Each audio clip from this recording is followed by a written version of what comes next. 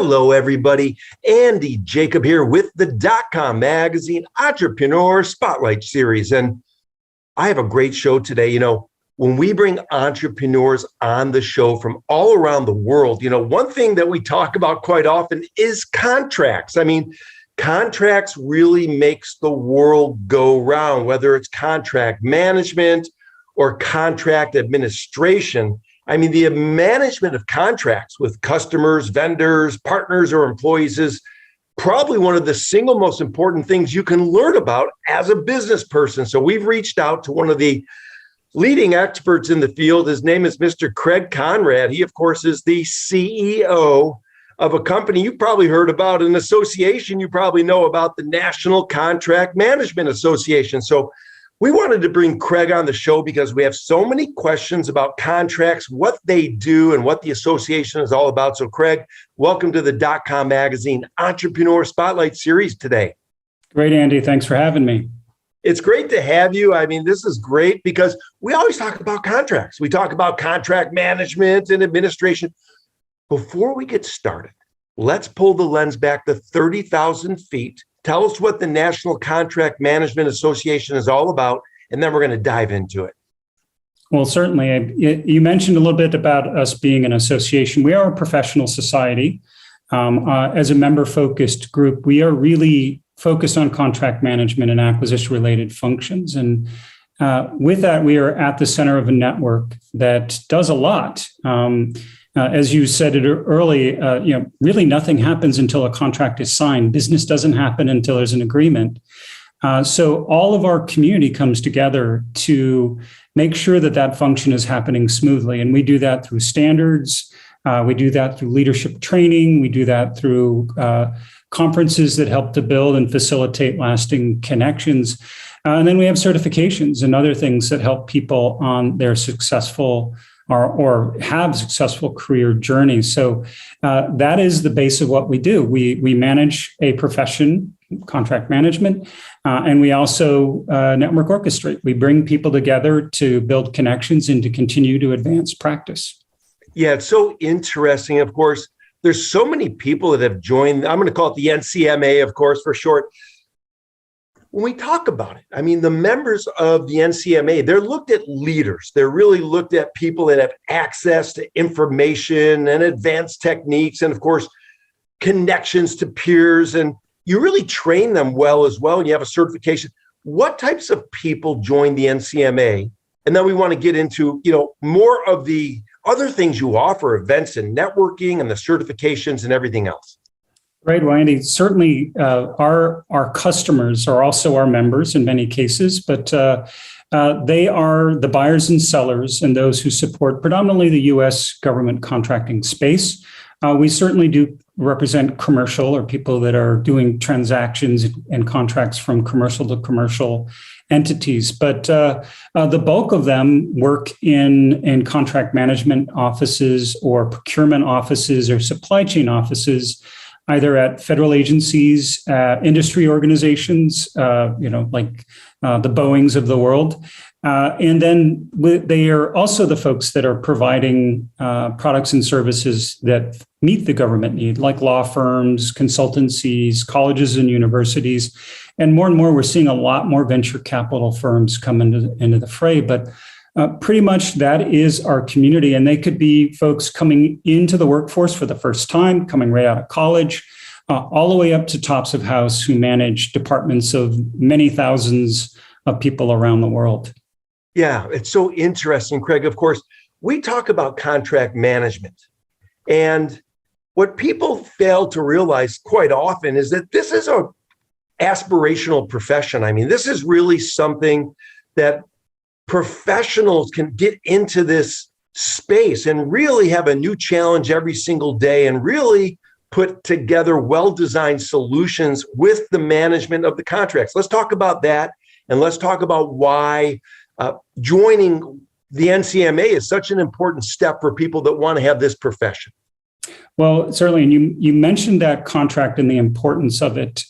You have to think of it as something more to the value of the business than just documenting the agreement. There's value there. There's dollars in that contract. So a good contract management function, on both sides, the buyer and the seller, will ensure that the contract value meets what they agreed to, and to make sure you maximize that. So that makes our function incredibly important to businesses. And whatever your business is, if your mission is to serve the federal government, or to ensure that your supply chain is complete so that you can deliver to your final customer, that is important. That's important to your shareholders. That's important to everyone involved in that organization. So a lot of what we do, and you can imagine, because there's so many different types of industries and groups coming together, the way we come at it, or the way we try to approach this, is really bringing a lot of common language initiatives to the center of everything we do. So that drives a common language for this effort of making sure that the contract is delivering the most it possibly can. That value, the dollars, are being met to both the buyer and the seller. So that's why that common language is important. The ways we do that, of course, you may have heard of ANSI. There are many folks out there who've dealt with standards before, but we have an ANSI-approved standard, the contract management standard, and that really draws on this massive community of ours to ensure that we are using a common language, and that adopters of that common language are helping to support the profession. But finally, at the root of all of that common language brings to our members and brings to those who come to us an ability to be able to point back to that profession and say, I am doing the right things. I am ensuring that I'm bringing contract value to my organization, whether you're the buyer or the seller. Yeah, that's so interesting. And of course, one thing that really caught our attention, Kraig, was the belief that you and your team have at NCMA. Say that 3 times real fast, by the way, about education. I mean, you have webinars and, you have so many different courses and leadership development programs. Where does this whole idea of this passion that you and your team have to make sure that your members not only get the best networking and events possible, but also the best education available? So it's always the why, right? People come to you because of why you do what you do, not necessarily just what you do. And NCMA is a good example of that. Our why is this passion for building leaders and helping people on their career journeys. That is why we are here. That is why I have volunteers supporting it. I have a very powerful board. We are all here because we have that passion for building leaders and helping those on their career journey. So that is at the core of delivering on all of these things to ensure that they meet the needs of our community. Our community is changing. Every day there's something different, supply chain challenges that impacts the contract, that impacts the ability for a buyer or seller to deliver. All of that, it requires that we are so focused and plugged into this passion, and that's what it's all about. The other is continuing to build the team up around us. So I mentioned that we have volunteers that are part of this process. They're plugged in, but they help us to ensure that we are listening to those members and customers, and able to draw on our passion to continue to serve. Yeah, Kraig, it's very interesting. You just mentioned supply chain. Of course, that's in the media now. We talk about it on .com magazine. Everybody's talking about it. You go out to dinner, everybody's talking about the supply chain. I would imagine right now that more than ever, I mean, to have the background and experience and the membership at your organization dealing with, contracts with this supply chain challenge is more important than ever before, right?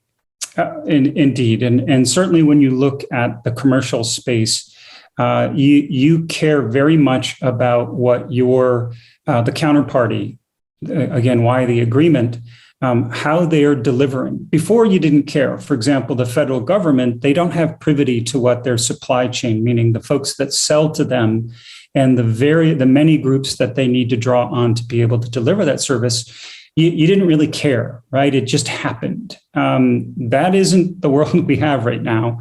And it's not going to be the world for quite some time. So our function, and our function is not always the supply chain itself are responsible for that, but they certainly are when it comes to federal contracting, because they have to build the relationships of the supplier community to be able to deliver those final products. And we don't anticipate that the supply chain is going to right itself anytime soon. We are still trying to build capacity back in the U.S. At least this is for the U.S. Based businesses, because that's the challenge we've run into. And the last thing I'll say, particularly when we look at serving our federal counterparts, when you look at things like what the Department of Defense are going through right now, they need chips like everyone else to make their devices work, whether it's in peacetime or wartime.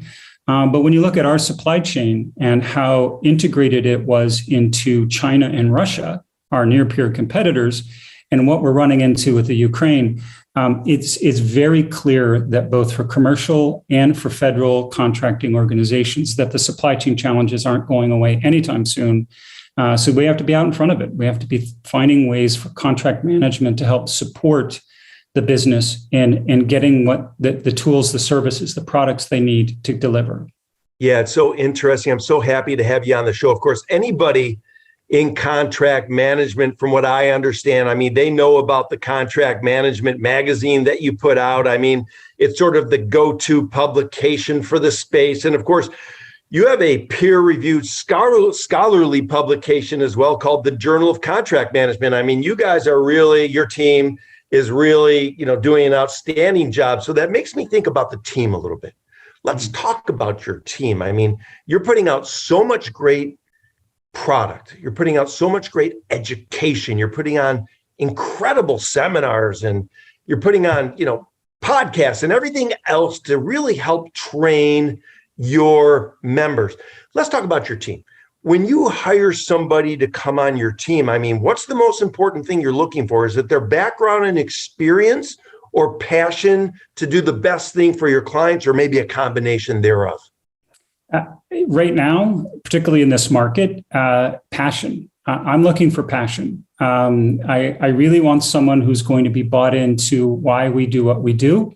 The market is such that if you were an up and comer, you were growing fast in your profession, you're always going to be possibly looking for the next title, the next big pile of money. We all want that, right? That's what we want. But my goal, and particularly when I look at the model that we work in, and if I mentioned before, we are a network orchestration. So a lot of what we make is brought through our staff, our team, but we bring in many others, and many times those are volunteers. So if you do not have the passion for helping people on their career journeys, for helping to build leaders, helping people find their way and share within their network, you won't be successful in our space. So that's what I look for. And my team is really amazing. They are hardworking, very dedicated to the people we serve, because that workforce is so important right now, now more than ever, of course. Yeah, it's so great. You've built a great team. Of course, when we look at Inc. 500 companies, Fortune 100 companies, people that are involved with contracts, oftentimes you'll see after their name a CPCM or a CFCM. These are certifications that actually come from your organization. Let's talk about how important that certification process is to become really a professional contract manager. Well, and thank you for asking that question, because it goes back to the passion of our organization, the whole reason why we have certification programs, and it is going back to common language initiatives. We start with that ANSI approved contract management standard. That is, you mentioned consensus earlier on, the consensus-based approach. We bring together everyone, buyers and sellers in our community, to ensure that we're capturing the standard. From that, we build our body of knowledge, which defines the practice of what practice should look like. And it is the standard for contract management, which is the CPCM. So it all starts again from that passion and that desire to have a common language.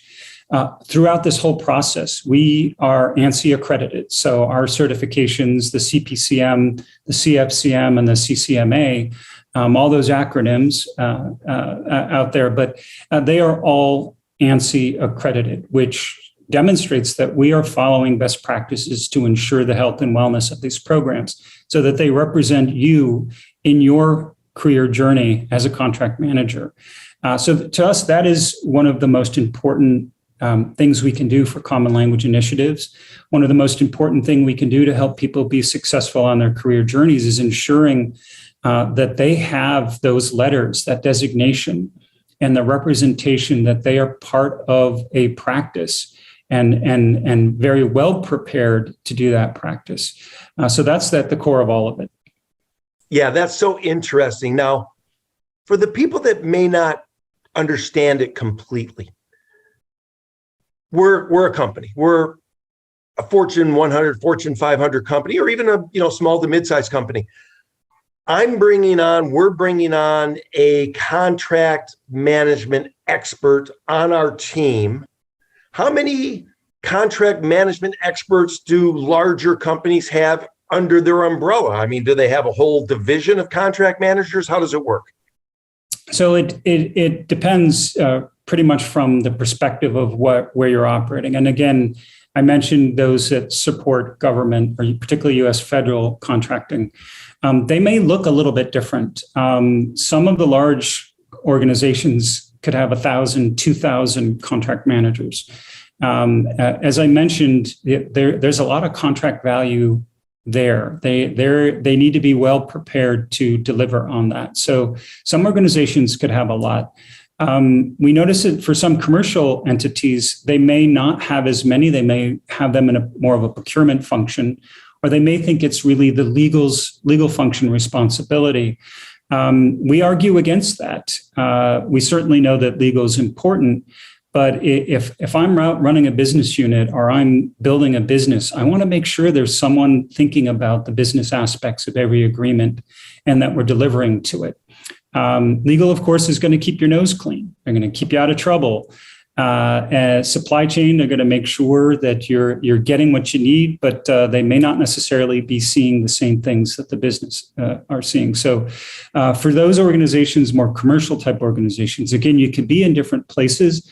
But I heard an interesting thing, or we're seeing an interesting trend, particularly out on the West Coast, where the A&D, or aerospace and defense businesses, are moving out. Those contract managers didn't want to move, right? They love Southern California. Who would want to leave it?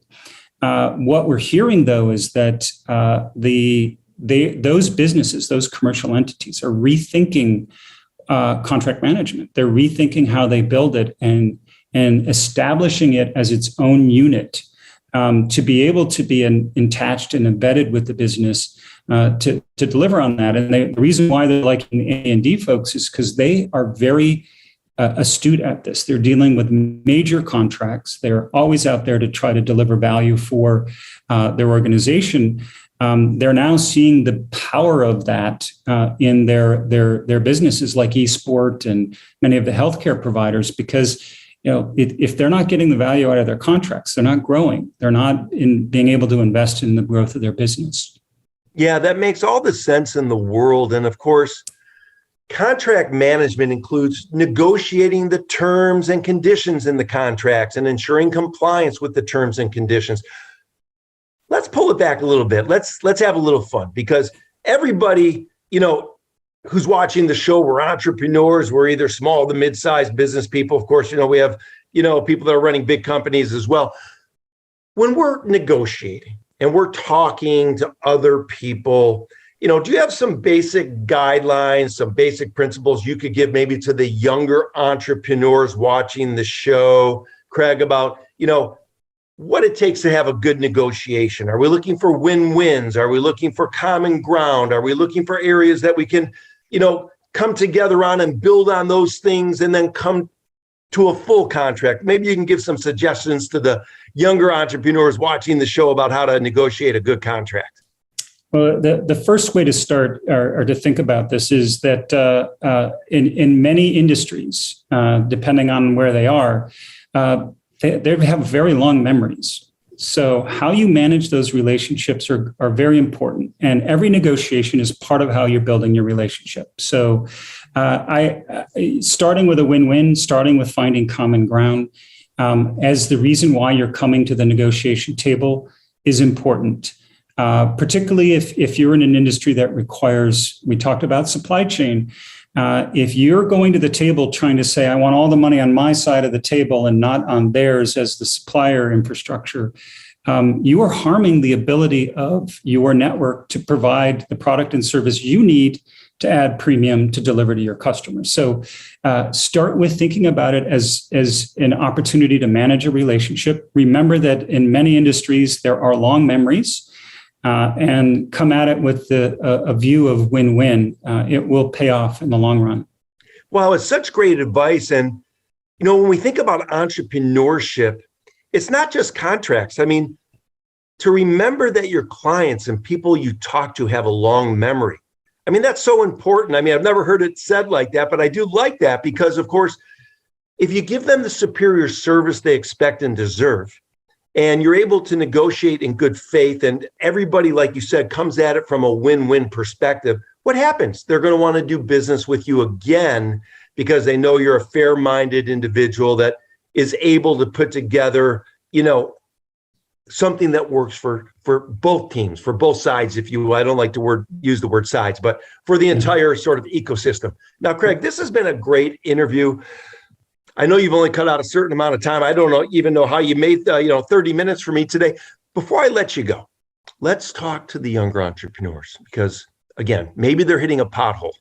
Maybe they're hitting a tough time in the road. Maybe they're hitting a wall they can't get through. Maybe you could just share some insight to the younger entrepreneurs again about what it takes to get through a tough time as an entrepreneur and come out the other side, feeling good that you made it through and you're stronger for it. So, and it goes back to how I would frame this advice goes back to the business model that we have in the association space, which is network orchestration, right? We build networks from which value is created. Sound familiar, right? Today, in a lot of the major models that we look at, they're platforms, and you build the community to put that together. So remember that there's always a community of people around you. That is how associations came to be. That is how the modern platform model came to be. They essentially took what the nonprofit space has been doing for years and just turned it into more of a commercial model. So remember, you have a network and always draw on that network. You're not isolated. You're not on an island, no matter how you think about it. There are others there. So draw on that. But also remember when you look at your community itself, meaning your partners, your suppliers, your staff, your advisors, that's another network as well. And how you treat that network, how you connect that network is going to help you grow and help you find ways to get through the tough times. And part of getting through the tough times is having the right talent with you and having the right business relationships at your side. So always think about your network and how you can continue to keep it fresh and care and feed for it. Yeah, such sage advice for the entrepreneurs watching the show. I mean, rewind what Kraig just said, rewind the entire interview. I mean, there's little golden nuggets all the way through. It's like you're getting a Harvard MBA and, customer relationships and marketing here. I mean, it's really very interesting. And of course, what you just mentioned about knowing about the community around you is really one of the keys. And of course, you do such a great job at the National Contract Management Association. All of the great things that you're putting out into the community is remarkable. This has been remarkable as well. I'm going to bring you back on the show. I think the next time I bring you on, I just want to talk about your entrepreneurial journey because, wow, that's such a great insight that you have in so many different aspects of being an entrepreneur and being a leader. Kraig, I wanted to thank you so much for coming on the DotCom Magazine Entrepreneur Spotlight Series today. Andy, thank you for the opportunity.